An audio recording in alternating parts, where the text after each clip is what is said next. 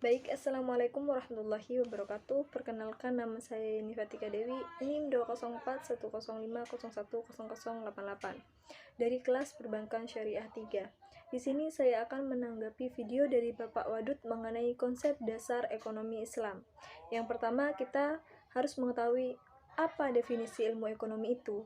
Ilmu ekonomi adalah sebuah cabang ilmu yang membahas dan mempelajari tentang perilaku manusia dalam memenuhi kebutuhannya.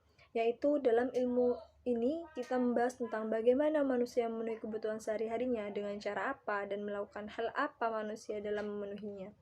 Kemudian definisi ekonomi Islam. Ekonomi Islam adalah cabang ilmu yang membahas dan mempelajari tentang perilaku manusia dalam memenuhi kebutuhannya dan memuaskannya untuk mencapai falah berdasarkan prinsip-prinsip dan nilai-nilai Al-Quran, Sunnah, Ijma, dan Qiyas. Pada ilmu ini, manusia untuk mencapai falah, yaitu untuk mencapai kebahagiaan batin, untuk terpenuhinya kebutuhan dengan mendapatkan ridho dari Allah Subhanahu wa Ta'ala. Setelah kita mengetahui definisi ilmu ekonomi Islam, kemudian kita lihat apa perbedaan antara ekonomi Islam, kapitalis, dan sosialis. Islam bersumber dari Al-Quran dan Al-Sunnah dan ijtihad ulama. Semua hal yang kita lakukan dalam perekonomian melihat dari Al-Quran. Jika tidak ada, kita melihat di hadis atau bisa melihat keduanya. Pada kapitalis bersumber dari pemikiran dan pengalaman manusia. Dari pemikiran manusia dalam melakukan ekonomi, bagaimana manusia berpikir dalam menyelesaikan masalah ekonomi dan cara apa yang dilakukan dalam mengatasinya. Kemudian pada sosialis bersumber dari pemikiran dan pengalaman manusia juga. Begitupun sosialis bersumber dari hal itu, sama dengan kapitalis. Kemudian Islam kompetisinya dikontrol syariat Islam, berkompetisi dalam mencapai kekayaan, kesuksesan dalam ekonomi. Dalam hal itu masih harus melihat rambu-rambu Islam, yaitu Al-Quran, hadis, dan ijtihad. Kemudian kapitalis berkompetisi usaha bebas dan melahirkan monopoli. Dalam kapitalis tidak ada rambu-rambu dalam berkompetisi, kecuali yang ditetapkan oleh pemerintah, sehingga dalam persaingan ini mengakibatkan munculnya monopoli. Kemudian yang sosialis tidak terjadi mekanisme pasar dan tidak ada persaingan. Dalam sosialis tidak ada kompetisi karena semua diatur oleh pemerintah pusat dan diatur oleh negara. Semua hal diatur oleh pemerintah, sehingga tidak adanya kompetisi. Kemudian yang ketiga, Islam pengakuan kepemilikan individu dan umum secara nisbi. Dalam Islam mengakui kepemilikan secara individu maupun umum yang secara nisbi, yaitu menganggap semua milik Allah. Hal-hal yang kita gunakan hakikatnya adalah milik Allah. Misalnya, jalan yang merupakan milik umum tidak boleh dirusak karena itu merupakan milik Allah Subhanahu wa Ta'ala. Kemudian kapitalis pengakuan kepemilikan individu secara bebas. Dalam kapitalis merupakan milik individu yang bersifat bebas, boleh memiliki sebanyak-banyaknya dan digunakan secara bebas. Sedangkan sosialis tidak mengakui kepemilikan individu. Semua alat produksi milik umum. Setiap individu tidak memiliki pengakuan. Pengakuan hanya dimiliki oleh umum saja, mulai dari bahan pangan, transportasi, dan lain-lain. Yang keempat, kesejahteraan bersifat jasmani, rohani, dan akal pada Islam. Hal yang dilakukan manusia dalam kesejahteraan diri sendiri secara jasmani dengan mengkonsumsi makanan yang sehat untuk kebugaran tubuh. Secara rohani, kita memakan hal-hal yang halal dalam hal pengolahan dan mempunyai akal yang sehat. Kemudian kapitalis, kesejahteraan bersifat jasmani belaka. Dalam hal ini, bagaimana cara manusia untuk melakukan kegiatan untuk memenuhi kebutuhannya, tercukupi dalam makanan, mempunyai kendaraan yang bagus, dan lain-lain. Sama halnya dengan sosialis, begitu juga kesejahteraan bersifat jasmani belaka. Yang kelima, kemudian mekanisme pasar bekerja menurut maslahah pada Islam. Seorang pedagang boleh mengambil keuntungan saat menjual barangnya asalkan tidak merugikan orang lain dan masih melihat syariat-syariat Islam. Pada kapitalis, mekanisme pasar dibiarkan berjalan sendiri. Kegiatan pasar berjalan secara bebas dan menurut pasar itu sendiri, sehingga harga pasar terkadang tidak menentu.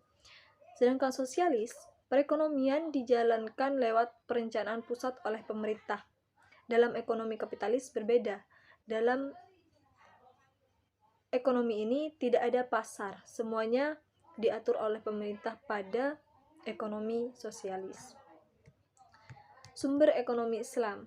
Kemudian sumber ekonomi Islam itu terdapat 4, yaitu yang pertama Al-Quran. Semua kebutuhan yang dibutuhkan oleh manusia seperti makanan, minuman, pakaian, ataupun kendaraan harus melihat atau sesuai dengan Al-Quran yang sudah ditetapkan dalam Al-Quran. Seperti pakaian contohnya, tidak boleh menggunakan pakaian yang ketat atau tidak boleh membeli makanan yang haram dan lain-lain. Yang kedua yaitu Al-Sunnah. Jika tidak terdapat pada Al-Quran, kita melihat pada hadis Nabi. Yang ketiga Al-Ijma', kesepakatan para ulama sampai ikatan syahid setelah Nabi Muhammad wafat. Yang keempat Al-Qiyas, menyamakan segala sesuatu yang tidak ada dalilnya kepada dalil Al-Quran, hadis, dan ijma' yang memiliki kesamaan. Kemudian dasar-dasar ekonomi Islam. Yang pertama itu tauhid atau keesaan Allah, yaitu kita meyakini keesaan Allah dan hanya Allah yang harus kita sembah dan segala perintah harus kita patuhi.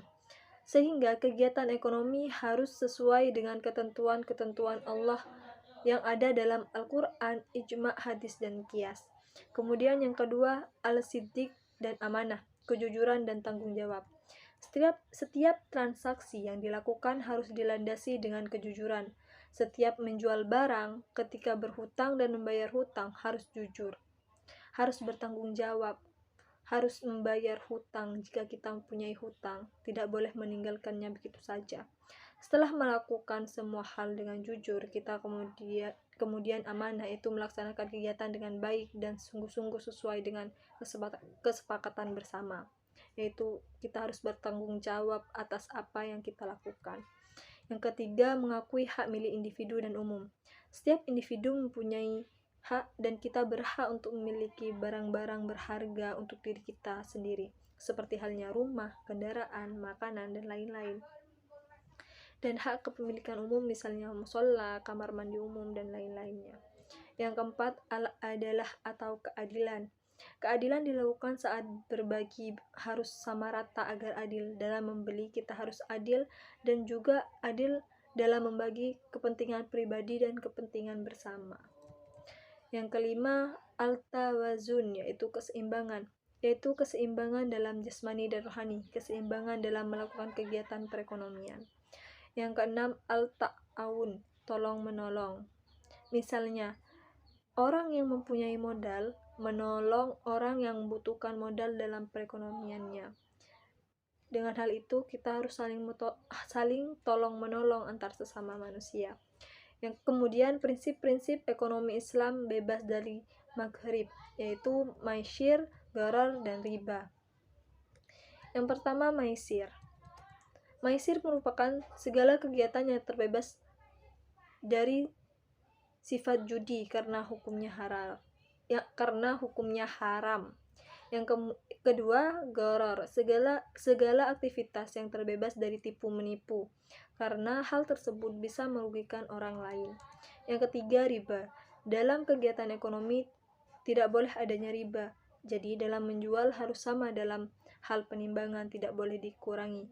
Atau dalam peminjaman uang, tidak boleh melebihkan uang jika melebihi batas waktu yang telah disepakati. Karena itu merupakan riba, dan riba itu diharamkan. Kemudian karakteristik ekonomi Islam. Yang pertama, ekonomi Islam terkait dengan akidah, syariah, dan akhlak.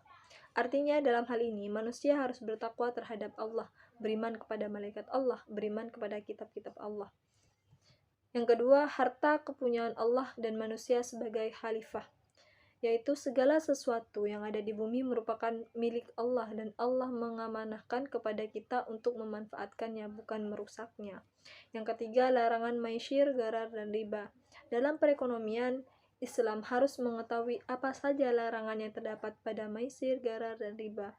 Kita dalam kegiatan ekonomi kita harus menjauhi hal-hal yang berbau tipu menipu, judi, dan riba. Kemudian yang keempat, keadilan dan keseimbangan dalam melindungi kepentingan individu dan masyarakat. Yang kelima, keseimbangan dan kerohanian dan kebendaan. 6. Bimbingan konsumsi. Makanan yang kita makan harus bersifat halal dalam pengolahannya, pengemasannya, dan lain-lain. Yang ketujuh, petunjuk investasi. Saat melakukan investasi, tidak diperbolehkan adanya tipu menipu, judi, dan riba. Karena hal tersebut dapat merugikan orang lain, seperti halnya kita menipu orang lain untuk keuntungan kita sendiri. Hal itu tidak baik. Yang kedelapan, zakat, yaitu sebagian harta yang kita miliki untuk diberikan kepada pihak yang lebih membutuhkan, karena sebagian harta kita yaitu milik orang lain. Baik, hanya itu penjelasan dari saya, kurang lebihnya mohon maaf. Wassalamualaikum warahmatullahi wabarakatuh.